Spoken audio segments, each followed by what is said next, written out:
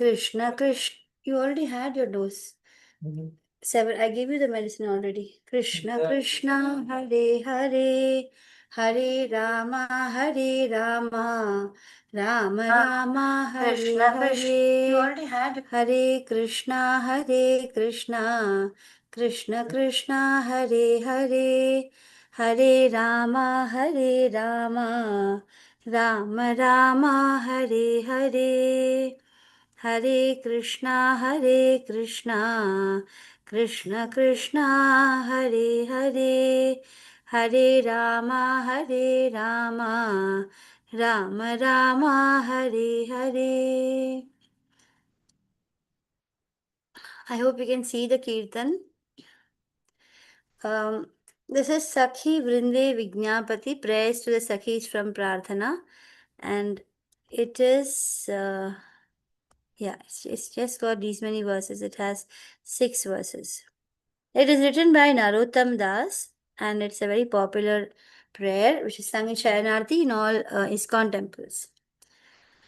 राधा कृष्ण प्राण मोरा जुगल किशोर, राधा कृष्ण प्राण मोरा जुगल किशोर, जीवन मरणे गति आर नहीं मोरा, जीवन मरणे गति आर नहीं मोरा, राधा कृष्ण प्राण मोरा जुगल किशोर, कालिंदी रकुले केली कदम्बे रवाना, कालिंदी रकुले केली कदम्बे रवाना, रतन बेदीरा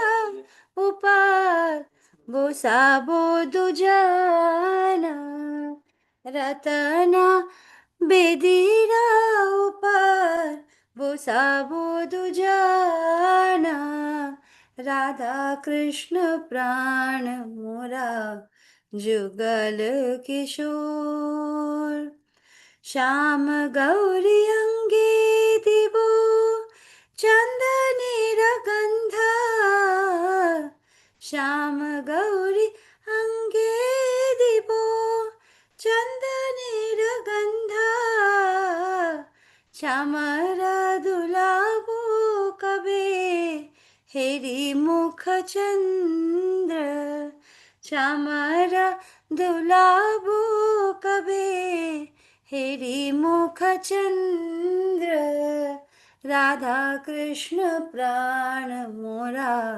जुगल किशोर, गाठिया माला तीर माला दिबो दोहर गले, गाठिया माला तीर माला दिबो दोहर गले, आधारे तुलिया दिबो कर्पूर तंबूले, आधारे तंबू तुलिया दिबो कर्पूर तंबूले, राधा कृष्ण प्राण मोरा जुगल किशोर, राधा कृष्ण प्राण मोरा जुगल किशोर, ललिता विशाखादि जता सखी वृंदा, ललिता विशाखादि जता सखी वृंदा, आज्ञाया करिबो सेवा चरणारविंद, आज्ञाया करिबो सेवा चरणारविंद, राधा कृष्ण प्राण मोरा जुगल किशोर, श्री कृष्ण चैतन्य प्रभु दासीरनुदास, श्री कृष्ण चैतन्य प्रभु दासेर अनुदास सेवाभिलाष करे नरोत्तम दास सेवाभिलाष करे नरोत्तम दास राधा कृष्ण प्राण मोरा जुगल किशोर हरे Krishna Krishna Krishna Hare Hare Hare Ram Ram Ram Ram Hare Hare Hare Krishna Krishna Krishna Krishna Hare Hare Hare Ram Ram Ram Ram Hare Hare Hare Krishna Krishna Krishna Krishna Hare Hare Hare Ram Ram Ram Ram Hare Hare. So, I welcome you all to this level 2 class. We're doing chapter 2 now. I'm grateful for all of you for joining today. In spite of it being festival day today, we have Jhulan Yatra happening in the temples. So, before we start today's class, I would like all of us to pay our humble obeisances to the beautiful deities of Shri Shri Radha Govinda temple. And I would also like to express my sincere gratitude and seek the blessings of my gurus. That is, starting with Srila Prabhupada, Jayapataka Swami Guru Maharaj, Namnishta Das Prabhu, Aishwarya Mataji, Rashmi Mataji, and all other Shiksha Gurus. So, we've already discussed a summary of chapter 1 last class, and we also went over to chapter 2.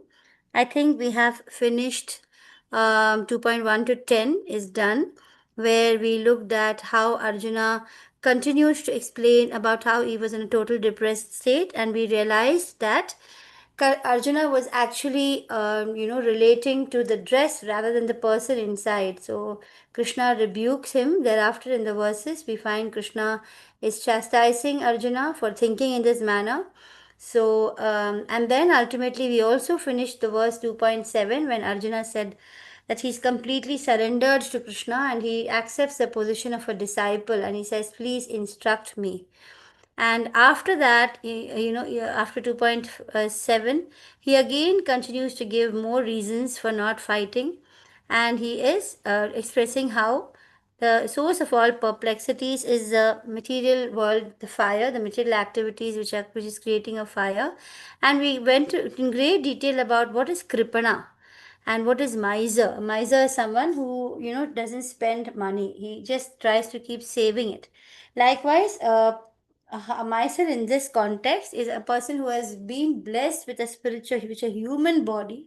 In spite of that, he uses the human body in a very miserly way. He doesn't use it for its real purpose, which is self realization. Instead, he gives in to all cheap, sensual, temporary pleasures, and he doesn't he doesn't value the human body that he has got. He lives like an animal, only eating, sleeping, mating, and defending, and only bothered about physical bodily comforts. So he is a kripana. We also discussed skin disease in great detail in the last class.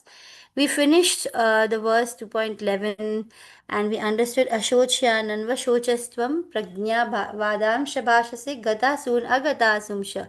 Whether one is no more or one is still alive, Nan Shochanti Pandita. One who's a Pandit, he doesn't really get very much affected by it. And as an example, I also expressed about Narada, how when he was just a 5-year-old child, he lost his mother.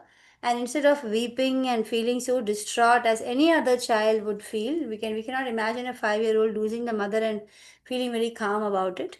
But Narada was on the contrary. He knew that all these attachments, all these relationships which we have are actually attachments. They create a kind of a binding, and then he knew that on his path to spirituality, the loss of his mother was actually going to be helping him to speeden up his process of spiritual, his progress.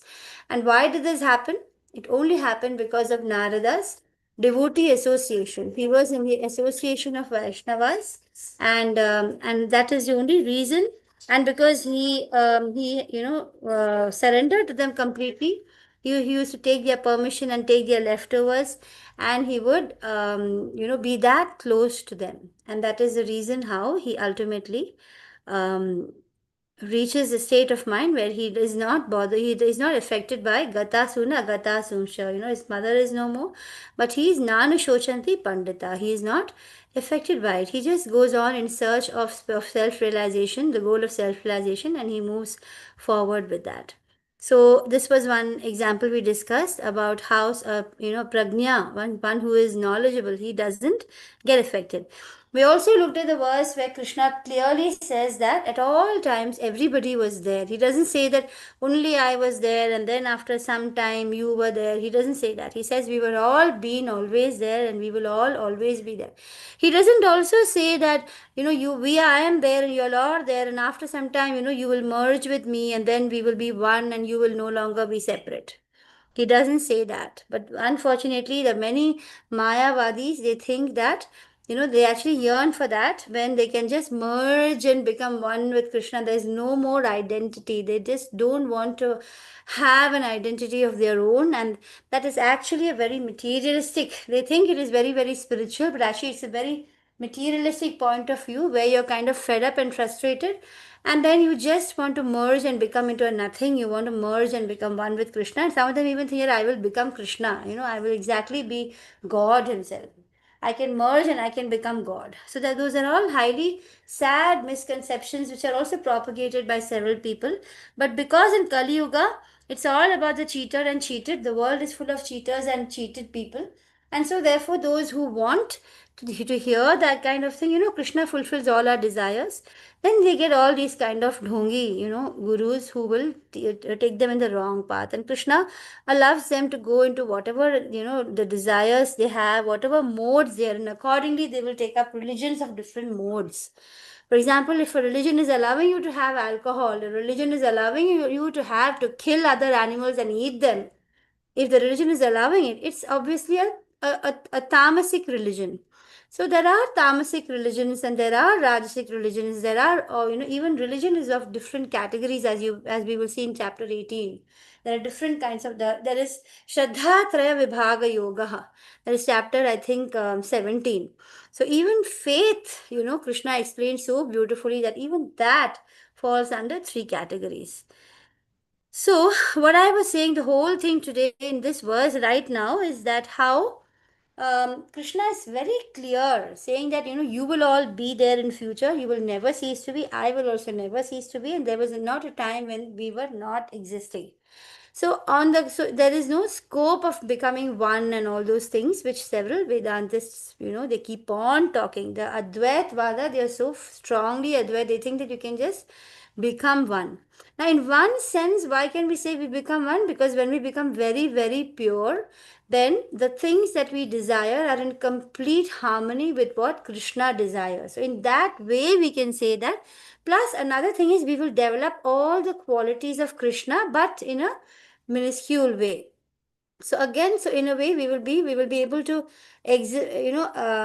to express ourselves truly, as Krishna says, mamai vamsho jiva loke, everybody is my part. So that small part with complete purity, we will be able to express ourselves. So that is all. It's not that we will merge, right? That doesn't happen. So this verse is a very important and powerful verse where it is so clearly given. We also went through yesterday Dehinosmin Yatha Dehe, and how I explained, I shared with all of you that my past, like my school life or my college life, or when my children were tiny and I would have to sit and help them with their homework and prepare them for competitions. Those years for me are bygone eras. It's like a different birth for me. I'm in a totally different, life now. So it keeps changing. So even the body changing is just like that. The people who were there with us in our school days, it's all they're gone. Like, we have no connection with this, all over now. Maybe in WhatsApp we might say a hi, or we might just meet along and maybe have a get together, and it's over with that. Then we have, so similarly, when this birth is over and our body, our soul leaves the body, we just move on, and then it's just a journey. It goes on. All these, what is happening right now, and these people who are hurting us, and the people with whom we are crying for them, or we are loving them and so attached to them, they're all just, it's all going to go. Nothing is permanent, and you don't even know what the relationships you had with them. So we discussed in great detail this particular slide yesterday, and we also discussed Matra Sparshas Konteya Shitoshna Sukha Dukkha Nitya Sam Satikshasva Bharata, where I explained the importance of Titiksha very, for at length.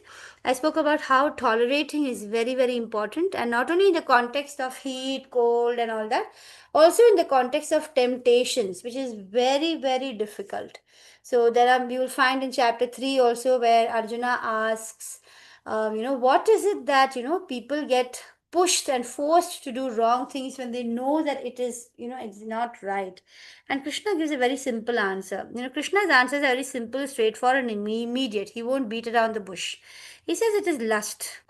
The only reason why we tend to do anything wrong is because we still are very lusty. We have, lust is not only sexual desire, lust is any desire at all. Even it may be a simple desire, like you want to own a big house, or you suppose, any kind of, even a small desire. I want to eat this food every day. I just have to have chicken. I can't live without chicken. So all that is lust, and because of lust you forced to do things which you know in your heart of hearts is wrong. So here, what is the, why did I speak about this? Because I wanted to explain tolerate. So when you have the strong urges which are wrong, in your heart, then you need to say no. You need to say no, I will not do it. You need to tolerate that till it disappears. If you tolerate the urge to do something wrong for a decent period of time, you will push it off, and then you will find that that urge disappears. So we must learn to tolerate everything, knowing that there's all temporary.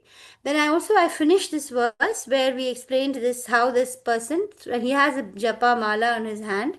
Simply by chanting, he is moving just straight out of the earth, straight into Krishna Loka.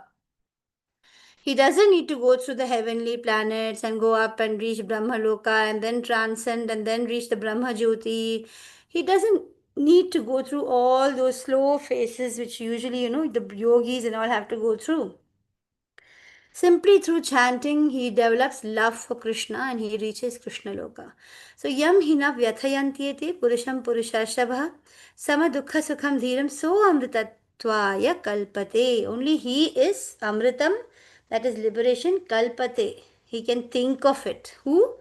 A person who is na vyathayantyete. He is not in vyatha. He is not disturbed. Sukham and Dukham, everything is same for him. He is in the completely in equilibrium. So that person is only that he's just eligible. It's not that he straight away goes to Vaikuntha. He's just eligible. That is the first step for him to be eligible. And then 2.16. I think somewhere around here only we stopped yesterday. 2.16. What was the verse? 2.16 was nasato vidyate bhavo na bhavo vidyate satah ubhayorapi drishtontastvanayos So in 2.16, I have a feeling that we have done this also. So in this verse, Krishna is saying that those who are seers of the truth have concluded that of the non-existent body there is no endurance. Yeah, I remember saying this yesterday. There is no endurance. What is endurance? Something which lasts. So the material body doesn't last. And on the other hand, the soul is eternal and it doesn't change. So I remember explaining this, that how the soul doesn't change, and how this is concluded by studying Sankhya Yoga. You study what is temporary, what is permanent, what is eternal, what is enduring, and all those things. This verse was where we, I think, ended. Avinashi tu tad vidhi. अविनाशी तु तद्विद्धि येन सर्वमिदं ततं विनाशमव्ययस्यास्य न कश्चित् कर्तुमर्हति. So it says that which pervades the entire body, and I explained this yesterday, the consciousness, the soul is very, very tiny. You must have already heard this in level 1. It is just 1 by 10,000th part, the tip of the hair. Although the soul is so very tiny, it has influence over the entire body because the consciousness is the character of the soul. And I had also, shared with you how I had listened to a few lectures where it's clearly explained how once the soul gets liberated and doesn't need to forcefully enter another body because of its, leftover karmas and sins and, the gunas and desires, if it's all broken free from, then the spirit is, the soul which comes out is totally transcendental and is capable, it becomes like a mini Krishna actually. It is capable of performing so many siddhis, it's capable of expanding, and it gets capable of, you know, there's a certain number of expansions also which the spirit can go through. That's how we have some of these devtas and all, they can be in one place at the same time at another place. So all these different siddhis automatically come to a devotee soul who is, free, liberated, and is no more trapped in the conditioned body. So here I'm just trying to explain how the soul is indestructible. It's never, it cannot be, there'll be a lot of explanation in the next upcoming verses, and no one can destroy this imperishable soul. Na kaschit kartum arhati, doesn't die whatever you do. 2.18 is where we actually, I think, start today. In 2.18, Krishna says, Antavanta ime deha nityasyoktah sharirinaha anashino aprameyasya tasmad yuddhasva bharata tasmad yuddhasva bharata. Tasmad means therefore, yuddhasva means fight, O Bharata, O Arjuna. Why? Because the material body of the indestructible, immeasurable, and eternal living entity will anyway come to an end. The body has to, at the end, come to an end. There is no other choice. So don't be so emotional about it. Your duty is to fight. 2.19, Krishna says, य एनं वेति हन्तारं यश्चैनं मन्यते हतम् उभौ तौ न विजानीतो नायं हन्ति न हन्यते. So even a person may think that I have killed him, or somebody may think, oh my god, he killed me. Doesn't know that both of these killer and killed are thinking wrong, because the soul can never be killed. So you're just killing the material body, that's it. The soul is still there. It will never, never, ever stop existing. And then we have 2.20, which says, न जायते म्रियते वा कदाचिन्नायं भूत्वा भविता वा न भूयः अजो नित्यः.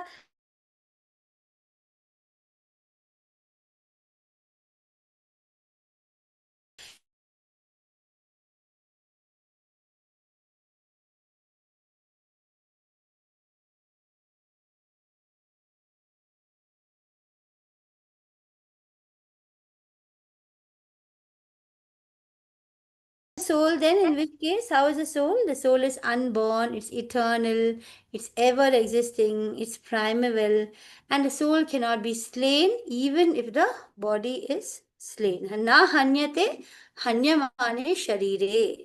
Aja nitya shashvato yam purano. It is shashvat, eternal. Nitya, in the same way every time. Purano, it's the oldest. In 2.21, Krishna is saying, how can a person who knows that the soul is indestructible, eternal, unborn, and immutable kill anyone or cause anyone to be killed? So, in this, he's kind of asking, he's saying that, can you say, oh Partha, how is it that a person who knows, he knows that the soul is indestructible, and then, then there's no question of killing. If the soul is indestructible, then you can't kill, right? The soul is anyway going to be there forever. And then there's a beautiful analogy of clothes. Vasamsi jirnani yatha vasamsi jirnani yatha vihaya navani grihnati naroparani tatha sharirani vihaya jirnanyanyani sanyati navani dehi.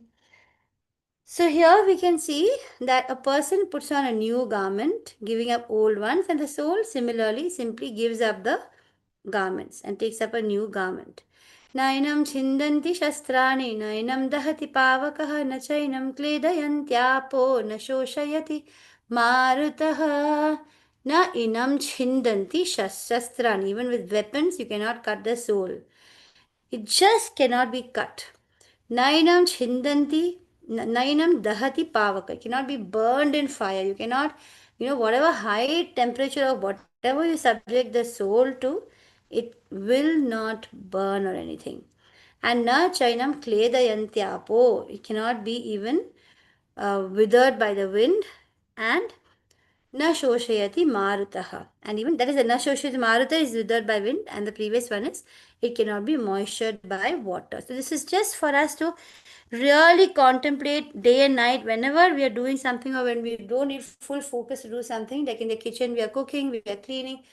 Try to contemplate on these beautiful verses, right? Even this is 2.24 is also a very, very nice verse.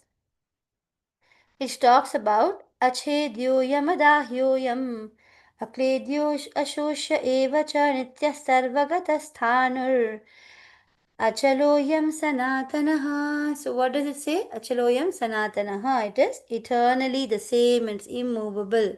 So eternally the same.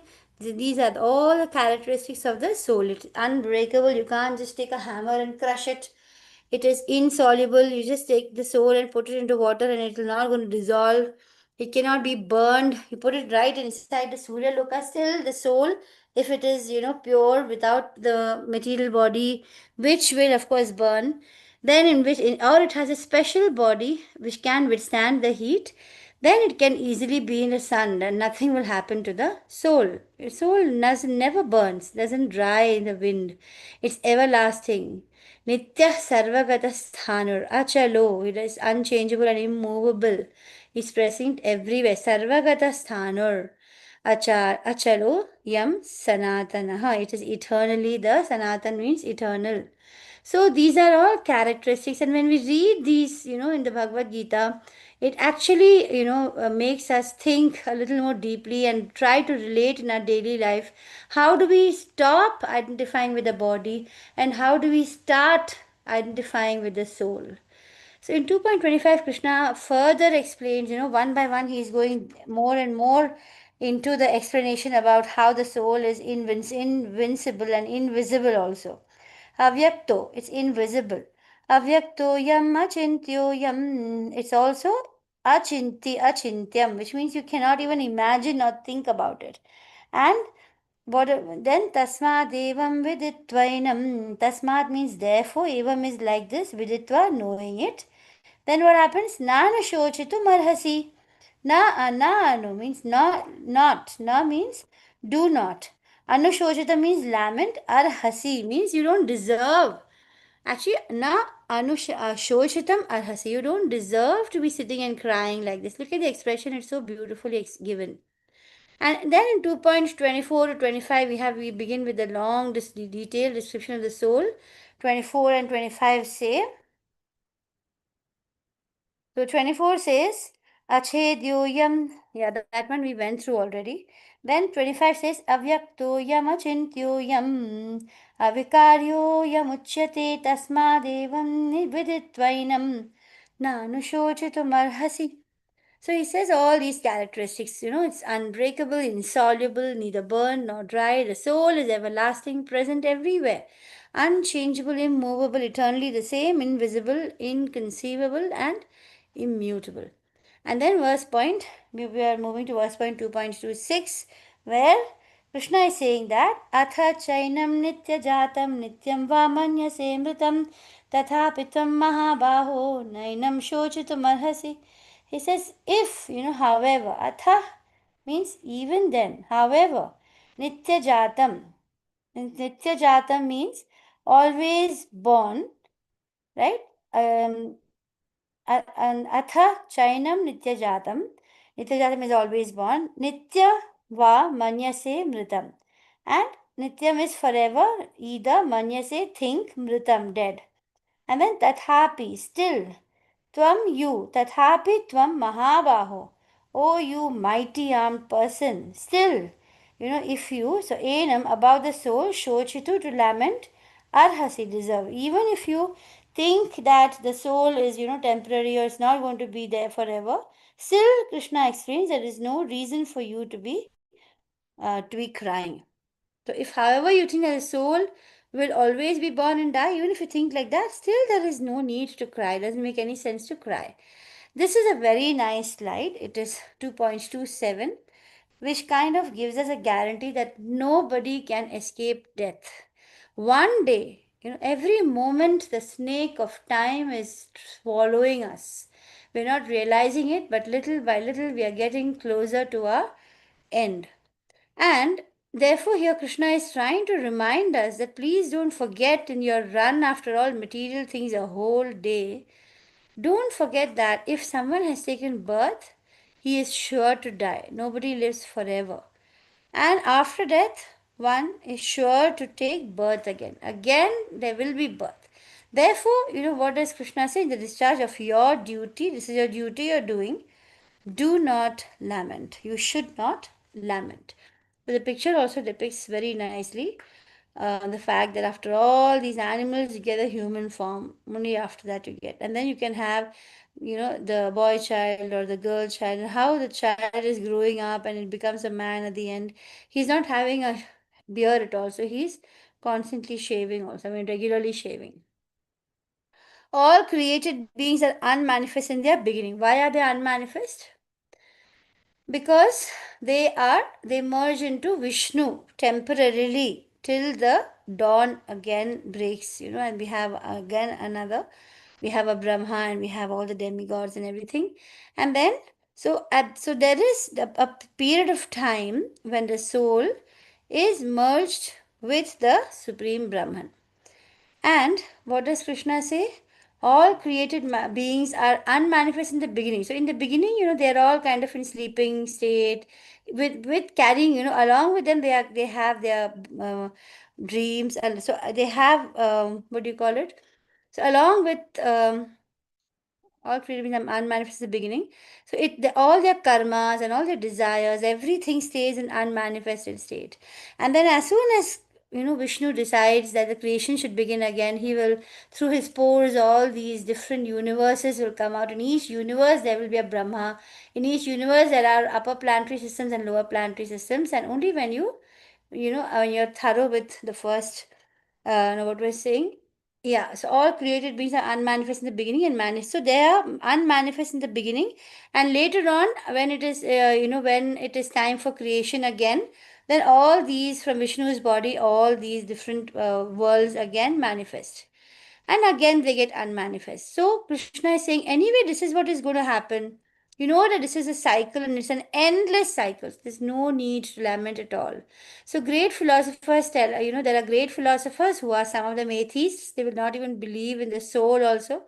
And there are people who are theists. They believe in the soul. So material existence is before creation an unmanifested state, and then it becomes a manifested. And then we have here how the unmanifested state first takes the form of ether, then it gets a little more gross, it becomes air, and then it becomes further more gross fire, more gross water, and most gross earth. And using all these different elements, many varieties of creation is taking place. So Lord's argument is, what is there to lament? There's no need to. Lament means cry or weep. There's no need for that because you have acted exactly as per Krishna's will. That's a very important point to remember. So look, soul is amazing. When we look, some look on the soul is amazing. Some people who are amazing look on the soul, and some look on the soul, which is amazing. So the look is amazing, people are amazing, soul is amazing. It's all about how we look at the soul. Look at the here, the down part. In here you will find some children there. It's about how clearly they can hear and understand. And some people who are amazing hear about the soul. They just hear about the soul. And some hear about the soul, which is amazing. Your hearing is amazing, people are amazing, and also the soul is amazing. So this is how, in the process of hearing, everything takes equal priority. And then some describe the soul as amazing. Yeah, I have already said this. And yeah, we have done this part, the first part, the top right hand part. The soul is the same size for everyone. Okay, and then there is a beautiful analogy for unnecessary violence which is done. If somebody is done something wrong, he has killed somebody, and that is, immediately against the rule and then against the laws. So what happens if someone has killed somebody or done something wrong? He has to be punished. Whereas the surgeon, if he is doing an operation which is very major, and for some reason the patient is no longer there, then it is still not violence. In fact, when he very often he is able to heal, so it's far from violence. But what is he using? The same instruments which are used, by the criminal. So basically, again, and the analogy is how unnecessary violence is not justified. However, the judge awards capital punishment. Surgeon is doing a what's the surgeon doing? The surgeon is performing the operation. So this is a list of all the characteristics of the soul. The soul is eternal, cannot be cut. Somebody would like to read these characteristics from the slide because I've been talking all along. Someone can raise your hand and read these points, please. Yes, Deepak Lidbide, could you please read Hare Krishna Prabhuji? I'm so Hare grateful Krishna you have taken it Mataji. up. Please Hare read Krishna the Mataji. entire green section. Yeah. Hare Yes, Krishna, Deepak Prabhu. I will read the green section. Yeah. Eternal, And then someone else, if they want, they can take up the orange section. Yes, please start, Prabhu. eternal, no change, indestructible, imperishable, immeasurable, neither slayer nor ever slain, no birth, no death, not coming into being, does not come into being, will not come into being, unborn, ever existing, primeval, immutable. All right. So I think all these are very clear. Thank you so much, Prabhu. Shraddha Mataji also raised her hand. Shraddha Mataji, can you read the second set of the characteristics of the soul, 16 to 30? Yes, Mataji. Yes. Second set, Mataji. Yeah, from cannot be cut, 16th onwards. Yeah. Cannot be cut into pieces, burned by fire, moistened by water, with withered by wind, unbreakable, insoluble, neither burnt or dried, everlasting, present everywhere, unchangeable, immutable, eternally the same, invisible, insoluble, amazing. Look, see here, describe. Yeah. Hare Krishna Mataji. Hare Krishna. So these are all the characteristics of the soul.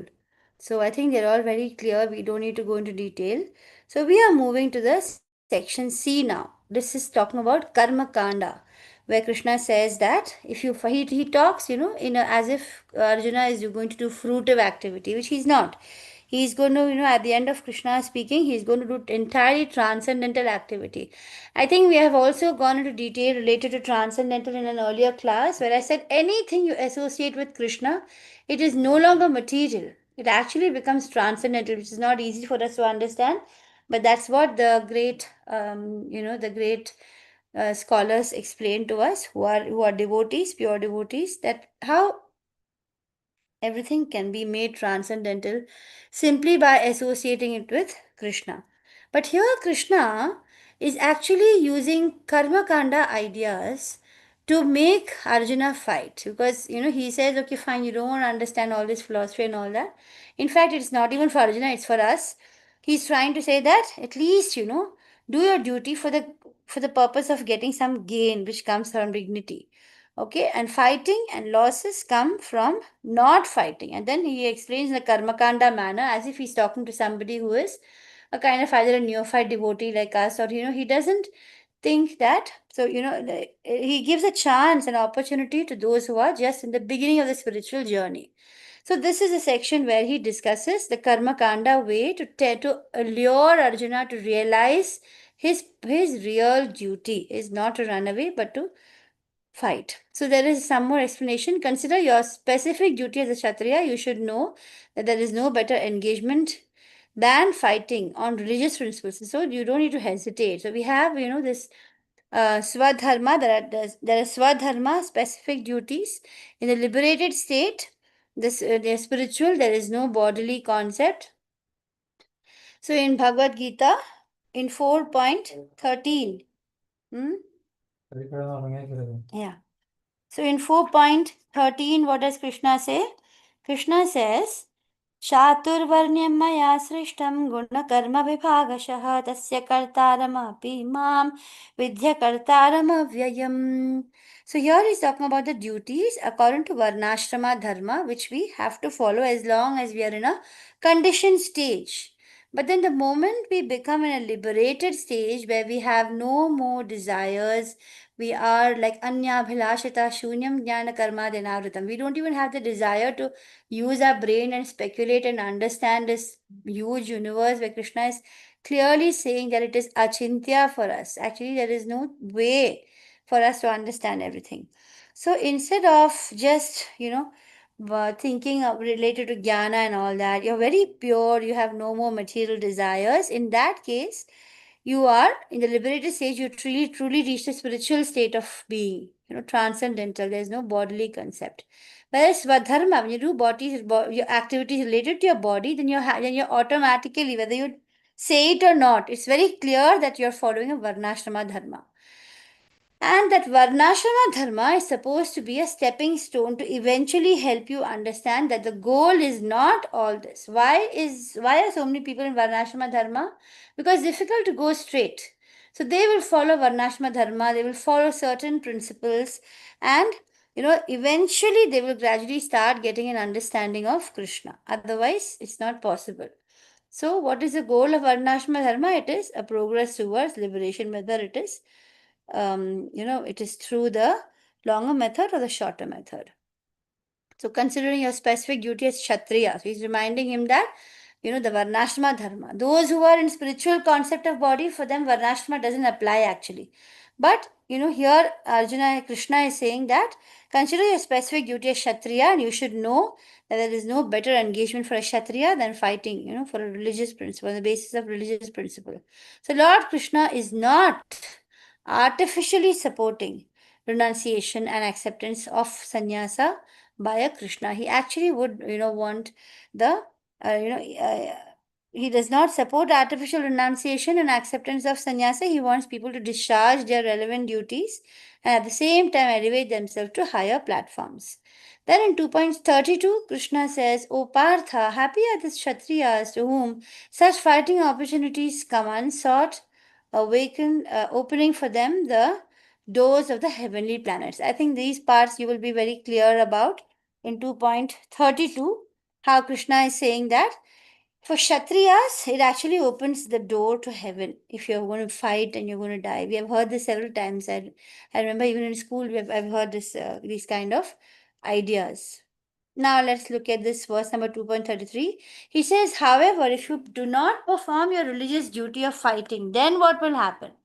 So he says, in that case, you will certainly incur sins for neglecting your duty. So as per the Varnashrama Dharma, wherever you stand, make sure that you will certainly, he says that if you do not perform your religious duty of fighting, you will incur sins for neglecting your duties. And then he says, then you will lose your reputation as a fighter. Then in 2.34, what does Krishna say? He again wants him in a materialistic way. Actually, a spiritual person is least bothered about his manam, right? So, what is the verse in Shishtastakam? If somebody knows, written by Chaitanya Mahaprabhu, he says, न धनं न जनं न सुन्दरीं कवितां वा जगदीश कामये मम जन्मनि जन्मनीश्वरे भवताद् भक्तिरहैतुकी त्वयि. He also says, तृणादपि सुनीचेन तरोरपि सहिष्णुना amanina manadena. See, amanina, even if you're disrespected, manadena, they will still give respect to others. That is the true mark of a devotee or a Vaishnava. But here, what does Krishna do? He actually tempts Arjuna or tries to lure him in a materialistic way by saying that, oh, people are going to make fun of you, they're going to laugh at you. So Arjuna is, kind of, oh my God, that may be true. But actually, as a devotee, the devotees are least bothered. right? For fame and dishonor and honor and all that. It's not at all a cup of tea for a devotee. In 2.35, the great generals who have highly esteemed your name and fame will think that you have left the battlefield out of fear, and thus they will consider you insignificant. Then we have verse 2.36. 2.35 is the great generals who have highly esteemed your name and fame will think of you as if you have run away, and they will consider you insignificant. And then Krishna says, your enemies will describe you in unkind words. He's trying to, very materialistically trying to lure Arjuna to fight. He's saying that, your people are going to be saying unkind words to you and you're going to feel very bad about it. A spiritual person, I told you, will not feel bad. So, as of now, in this particular battlefield, in the middle of this Mahabharata war, in fact, the beginning of it, what is happening? We can see how um, Arjuna is totally distraught. Avacha, and Krishna is saying that Avacha Vadamsha Bahun. What is he saying? Which verse is this? 2.36. So in 2.36, Krishna is saying, sorry. Yeah, he's saying Avacha Vadamsha Bahun Vadishyanti Tavahitaha Nindantastava Samarthyam Tato Dukhatara Nugim. There's going to be nothing more horrible for you than hearing people speak unkind words. So, like I told you, the bodily concept is being spoken about here. In 2.37, Krishna is again using the Karma Kanda method of explaining to Arjuna that if you're going to be winning, you will, you're going to enjoy an earthly kingdom on the earth itself. And if you lose also as a Kshatriya fighting and giving up his life in the battlefield, doing his duty as per the Varnashrama Dharma, he will definitely go to heavenly planets from where there is actually a return. But here he's just using a Karma Kanda way of telling Arjuna, that either way you are supposed to actually fight because that's the only way for you. So here again he explains, either you'll be killed on the battlefield or you will attain higher planets or you will conquer and enjoy earthly kingdom. So what should you do? Get up and fight. In 2.38, Krishna says, Sukha dukhe same kritva labha labho jaya jayo tato yuddhaya yujyasva naivam papnam avapsyasi. So fight for the sake of fighting without considering happiness, distress, loss. This is Krishna has explained in great detail later on as well, right? When he says that that you will not incur any sin in fighting. And he says that you need to fight without considering happiness, distress, loss. You need to have an equilibrium of mind. So then section D is there. With section D, I think that's the last section, right? Oh no, there are more. In chapter 2, there are 72 verses. So anyway, you won't be able to finish this entire chapter. Shall we end a little early today? Shall we do the section D tomorrow? From 2.39 to 53. Has anybody got to share some kind of a reflection or understanding? And next week, Monday and Tuesday, because it's festival going on in the temple, you can all watch the festivities in Zoom. So there will not be classes next week. Yes, Riya Mataji, how are you? Hare Krishna.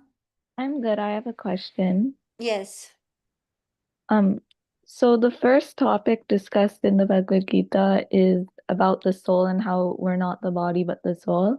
that's right. How is this? So you could say this is the first step in our Krishna conscious journey.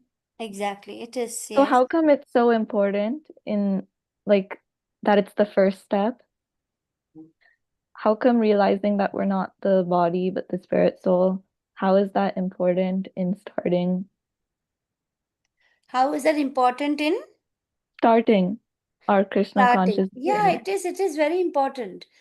How is it important? Because if we do not believe that we are soul, then we will believe that we are the body.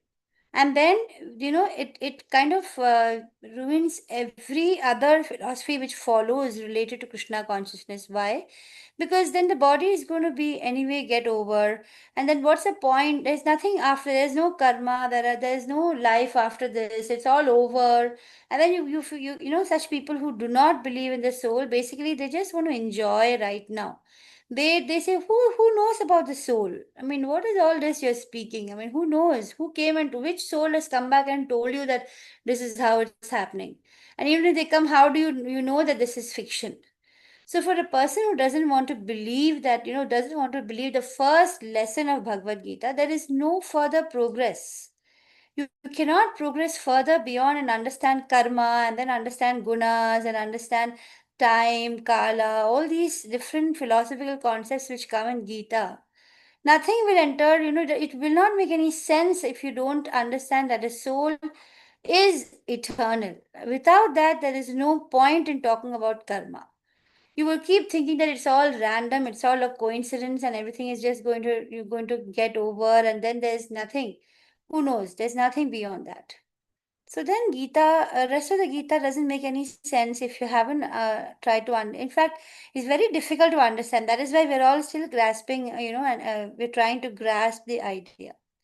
Thank you, Deepak Prabhu, for reminding me about the attendance. So, Mataji, Riya Mataji.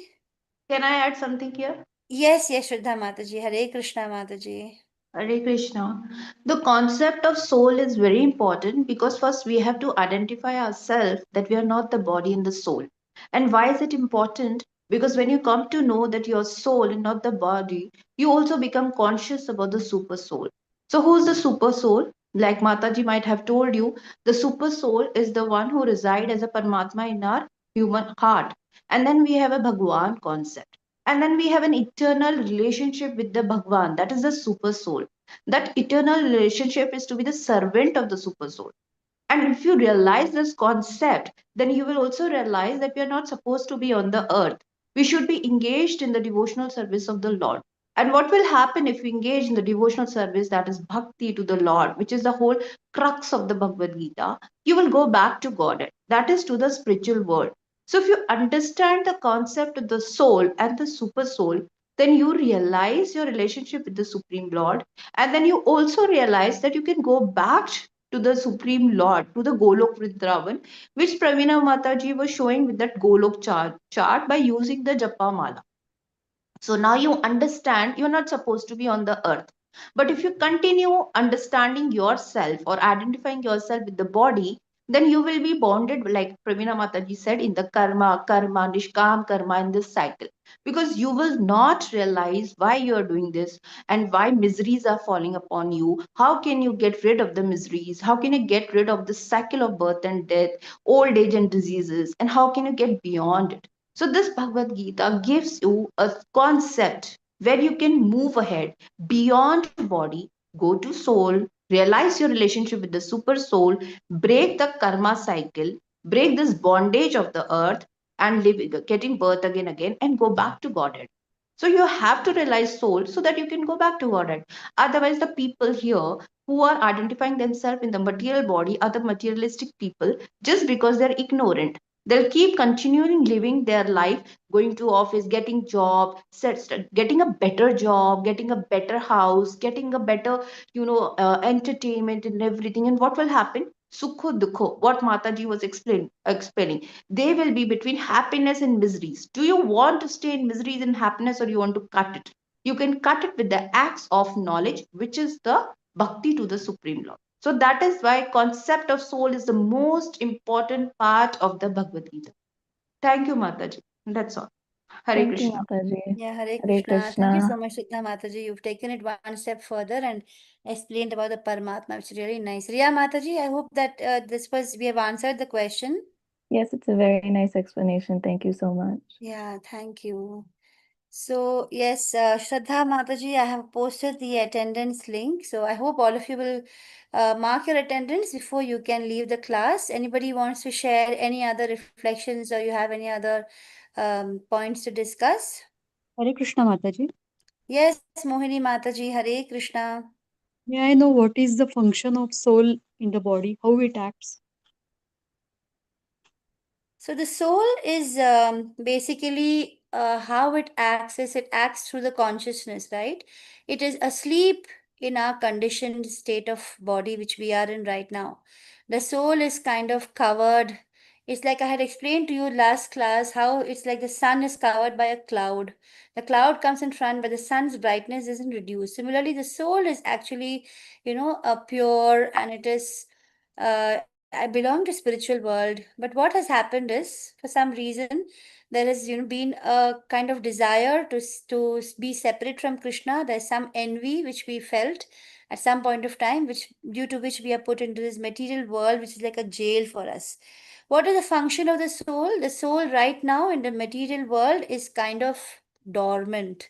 And you will find that beautiful, analogy of the chariot, where the body is like the chariot and the soul is the passenger. And we have somebody who is having control over the reins of the horses, where we have 5 horses and they are the senses and the reins are the mind. The person who is controlling the reins are intelligence. But what is happening right now is we are driven by the reins, or the mind is driven by senses, and they are going haywire. So for birth after birth, we are just following our senses and we are following our desires, and we are in the cycle of birth and death. But only when the soul is awakened, which is only possible when you understand the Gita and when you listen to great devotees talking, then the soul awakens. Then there is no more cycle of birth and death, and the soul is ready to go back into the spiritual world. In the body, what does it function? Without it, there is nothing. The soul is consciousness. The moment the soul exits the body is dead. You can even take an axe and chop the hands and legs of a dead body. There's nothing. It's only the consciousness due to which everything happens. The function of the body for the soul is it is the instrument with which we can achieve self-realization. Without the human body, we are unable to, without this mind and intelligence which are material, we are unable to ultimately awaken the soul. So the body is an instrument for the soul to, come in the association of devotees when it is the right time, and to actually awaken and then escape the cycle of birth and death and become free from all the material things which are there, not only this gross material body, but also the subtle body. We become free from intelligence as well as false ego and mind, which are also material. And then we have our own spiritual senses, and then, like I told you, that is really unimaginable. It is achintya for us right now, where we become like, pure souls. So right now we are trapped in a material body, which has got both 2 layers, the gross as well as the subtle. Am I clear? Shraddha Mataji, would Yes, like to add something there? No, Mataji, that was perfect explanation. Okay. Mohini Mataji, I hope that answered the question. Yes, Mataji. Thank you, Mataji. Yeah. Thank you, Hare Krishna. Thank you for the wonderful, thought-provoking questions. So I'm ending the session today. I will see you a week after the next. And I wish you all a very happy Balram Jayanti, very happy Janmashtami. So we will be meeting after the Janmashtami break next. Hare Krishna, everyone. Hare Hare Krishna Krishna, Mataji. Mataji. Thank Hare you. Krishna Mataji. Ending the classes. Thank you. Hare